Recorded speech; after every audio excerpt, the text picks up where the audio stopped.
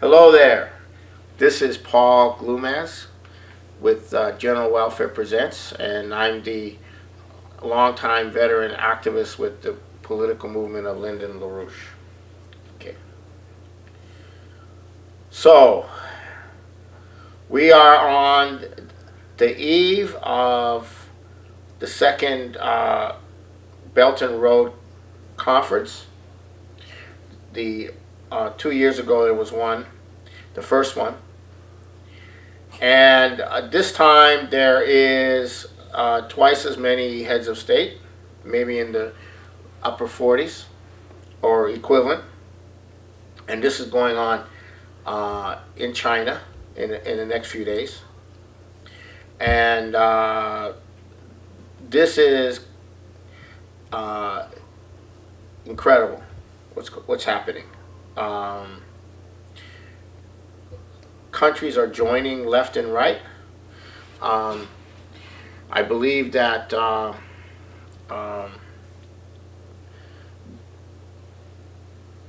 one of the most recent countries is I think it's Greece joined the Belt and Road. I'm not sure exactly all the countries that are joining the back, but it's massive. And Italy joined recently, and Austria joined. 16 Eastern European countries are involved. And just to give you a sense of the significance of this, Pompeo, Bolton, and Mike Pence, the vice president, have been screaming about stopping China's influence in Latin America.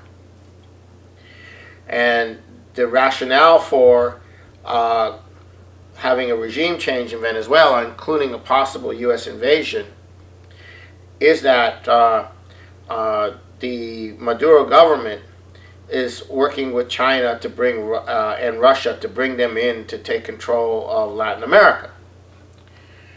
Now, very interestingly, the putative, legitimately recognized 35-year-old rich playboy Guiado, excuse my language, Guiado, had an interview with Bloomberg saying that he would like China to switch sides and work with him, that he would work with China to develop Venezuela. Now, what does that say? What does that say? Pence,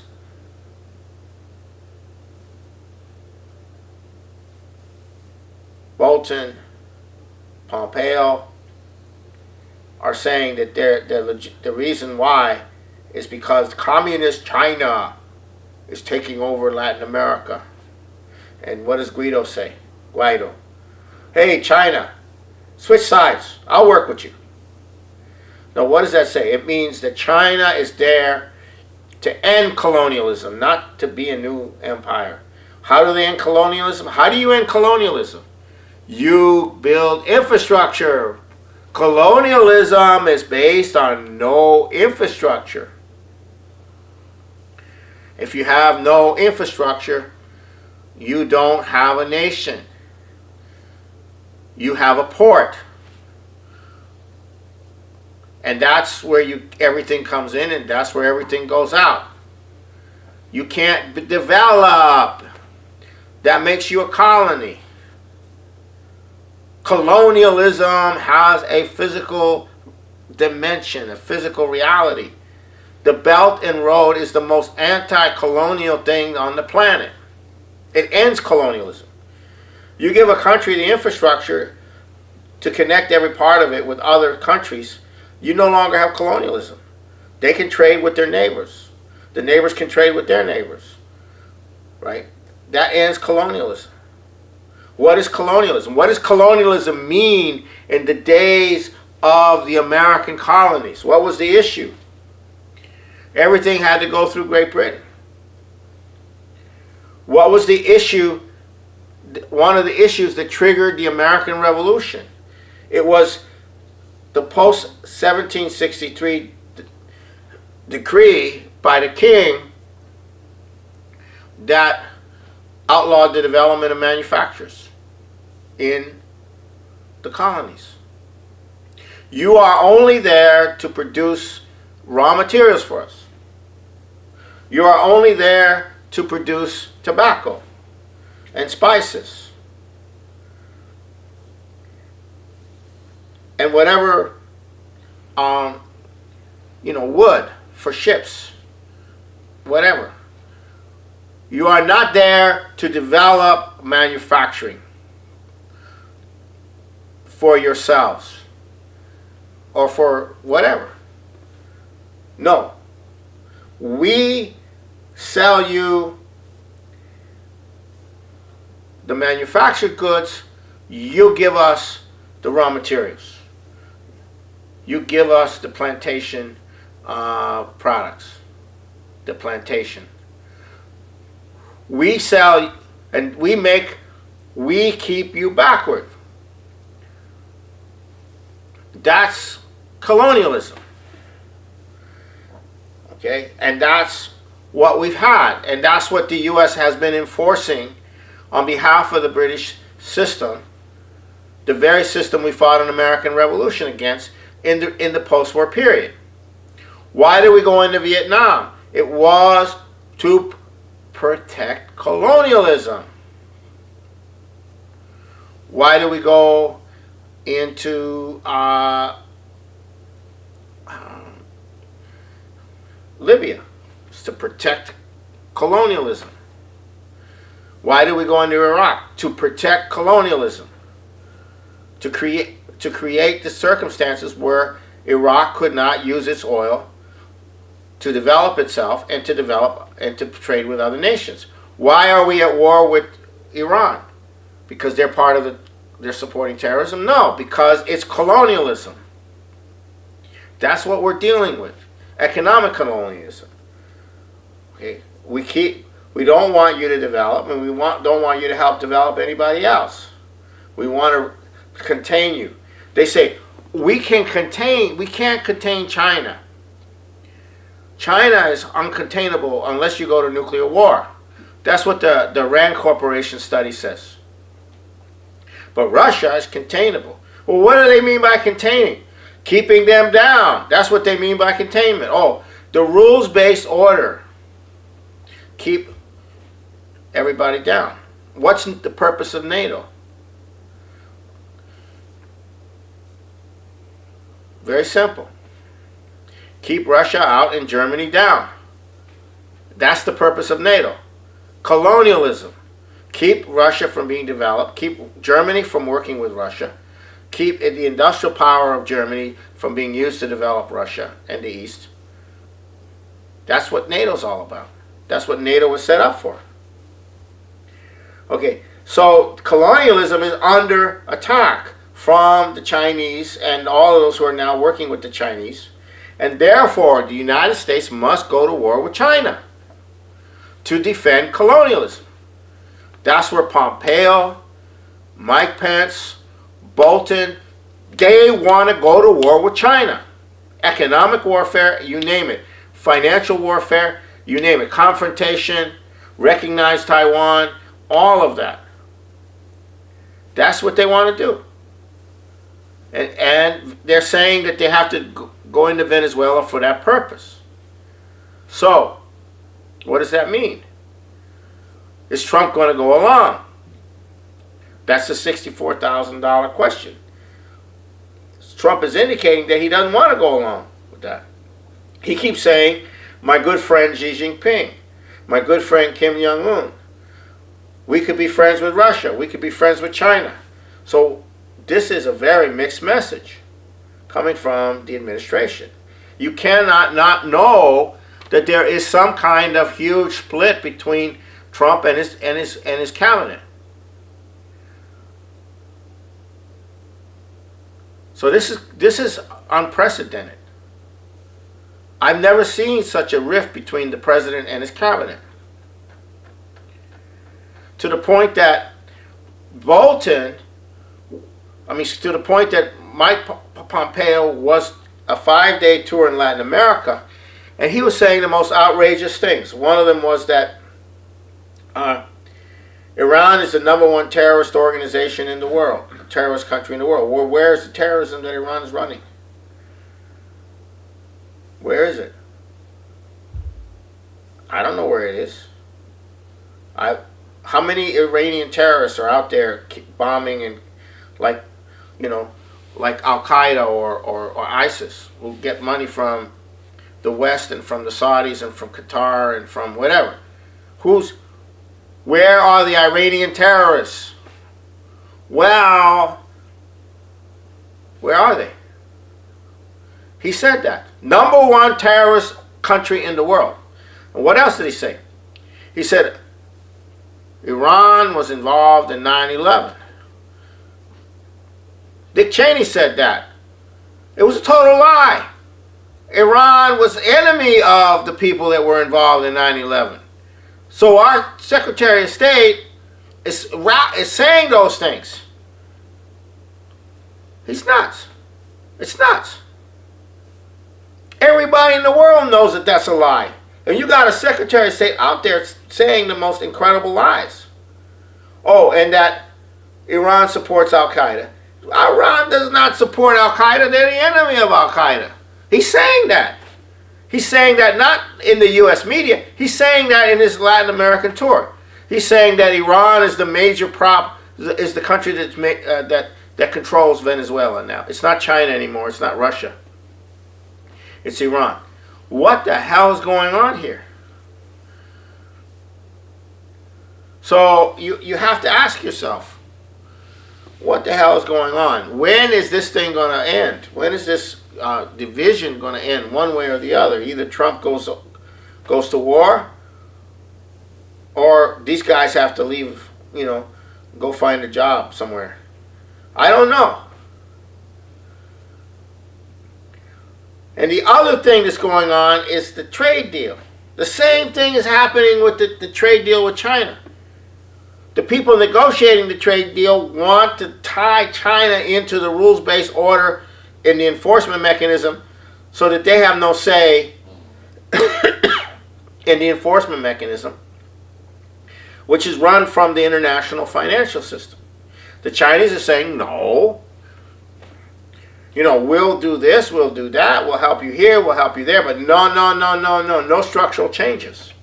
You're not going to change, you're not going to put us under the rules-based system of the offshore international financial system. So this trade talks with China, between the U.S. and China, is stuck. Why? Because the people negotiating the trade agreement, Lighthizer and Mnuchin, are pushing the same orientation, in the financial sense, that Bolton and Pompeo are.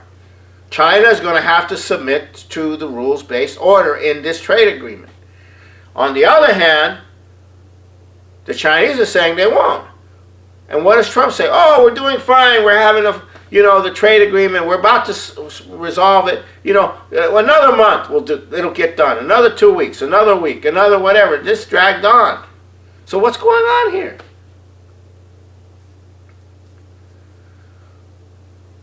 This is a United States profoundly divided in terms of its orientation to Russia, in terms of its economic orientation, in terms of its orientation to China. Now, the next thing that has happened since the Mueller report, since Mueller announced there's no collusion, is the Moon-Mars Directive. This has the potential to create all of the technology that we're going to need, because you have to solve some major problems if you're going to set up a moon base in 9 years. You have to solve some major technological issues, and that's going to be a massive spin-off into the economy. Okay, meanwhile, we have the specter of criminal referrals. From Horowitz, the DOJ Inspector General. Criminal referrals are being said by Nunes, head of the Judiciary Committee in the House, and Mark Meadows. What are they saying? They're saying that up to 24 or more FBI and justice personnel are going to be indicted. Okay, that's serious. And what Nunes says is that if we don't put some of these people behind bars, then we're living in a two-tiered justice system. One tier for the rich and one tier for the poor, or one tier for the people on the inside and one tier for the rest. So, and you can't have that. That's corruption. That's corruption. That means you can do anything you want if you are the British establishment, or you are the financial establishment, or you're a transnational corporation, or whatever, and you have the right connections, and you're in with the Justice Department. You can do whatever you want. That's the meaning of too big to fail, too big to jail. That's part of it. So you're gonna deal with this mess. You're gonna have to clean up the Justice Department and the FBI, because they're the major agents of power, protecting this criminal system. But there's something else, and Donald Trump is calling what happened to him treason, and he's saying that there has to be this has to be, you have to go all the way with this thing. But there's something else. Went through this treatment, and the railroading of Lyndon LaRouche, the former Attorney General Ramsey Clark says was the greatest case of abuse of justice in the history of the United States with respect to any one individual or organization. This is now going to have to be revisited. The people who are involved in doing that to LaRouche are the same people who are involved in doing it to Trump. We have to get also criminal referrals on going back to then. In other words, when we're talking about exonerating Lyndon LaRouche and his ideas, we're talking not about some kind of pardon or something like that, a posthumous pardon. We're talking about getting at the root of the frame-up that occurred to Lyndon LaRouche, getting at the root of who did it, and getting that out, because it's the same thing that is going on with the president. So the exoneration campaign that we're launching is very crucial, because it's the only way that we can create an environment where people can have a dialogue around LaRouche's ideas. And we are entering the LaRouche century. Why do I mean the LaRouche century? Because all of the fundamental policies in their basic orientation is based on Lyndon LaRouche's economics. The Belt and Road is based on Lyndon LaRouche's economics. This is what Tremonti, the former finance minister of Italy, said.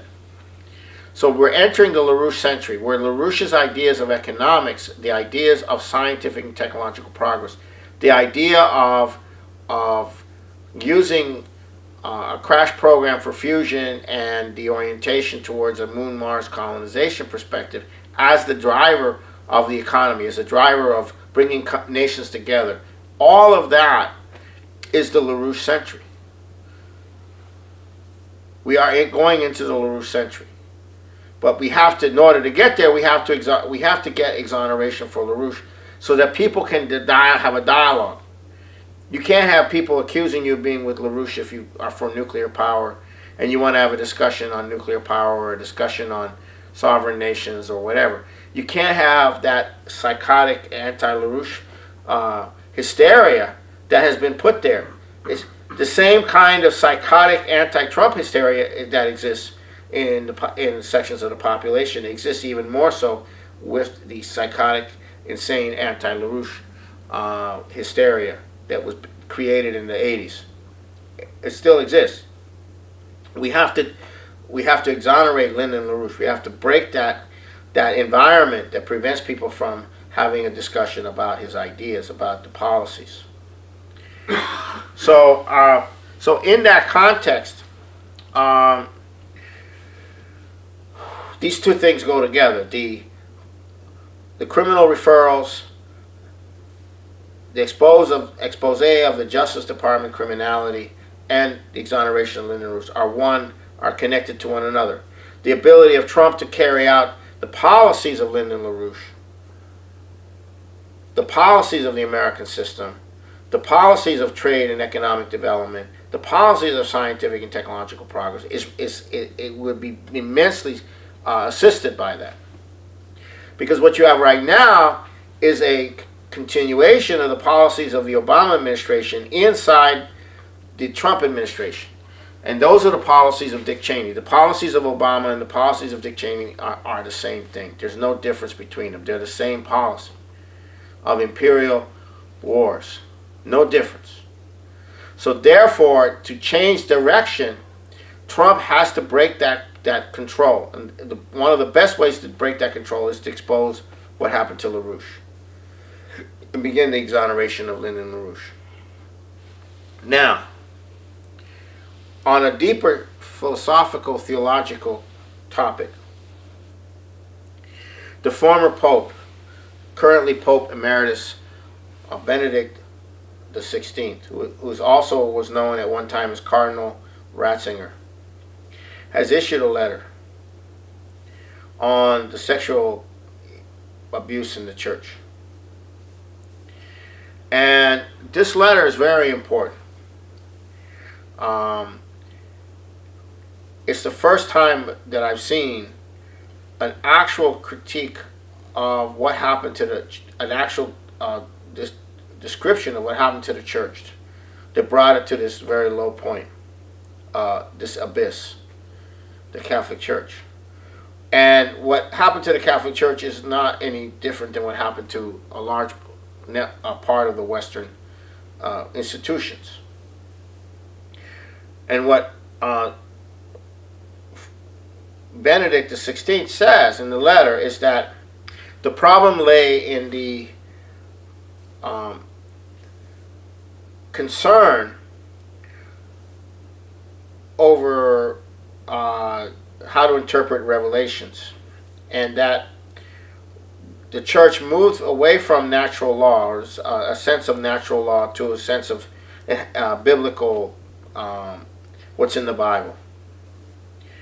And in the past, the church had relied more on natural law and less on biblical, the biblical aspect, the biblical citations.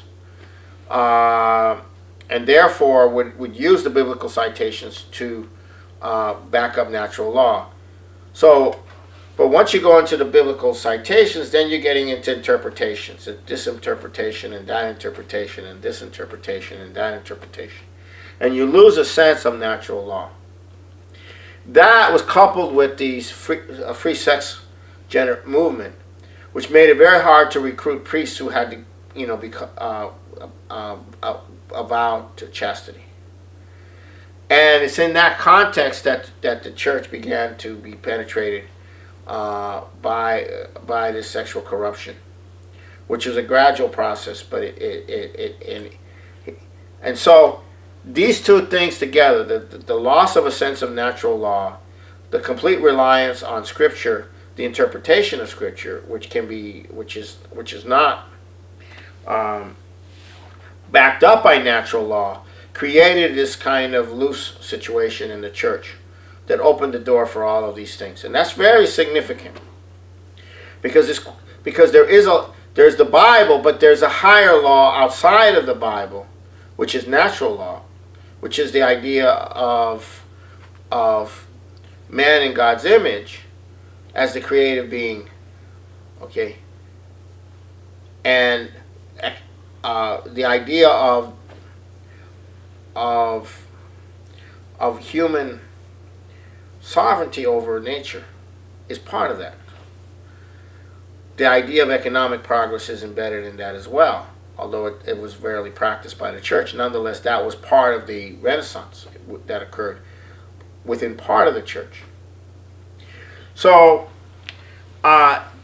so the divorce of the church from natural law, from an idea of a universal lawfulness, which is not written in the Bible per se, because the Bible is a written document. It's not. No written document is itself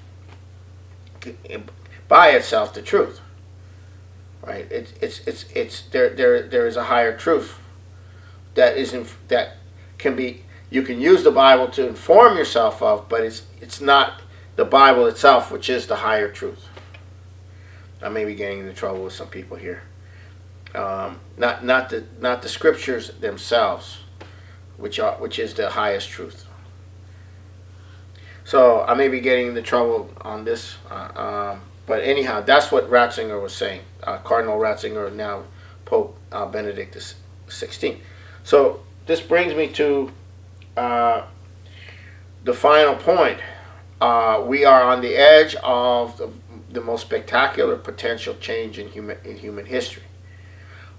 We can leave the old system of geopolitics and wars, and we can go to a new system of development and sovereignty of nations.